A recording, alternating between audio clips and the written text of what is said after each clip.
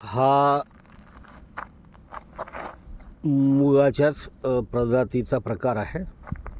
गावरान मूग, उडीद आणि त्यानंतर मग मुकणी.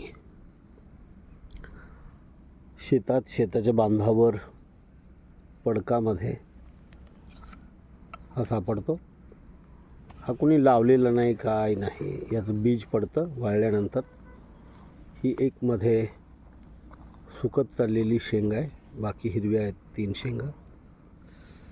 हे असे छोटे छोटे वेल आहेत आणि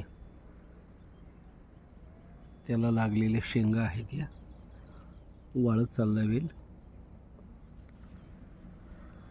या मुकणीची डाळ केली जाते.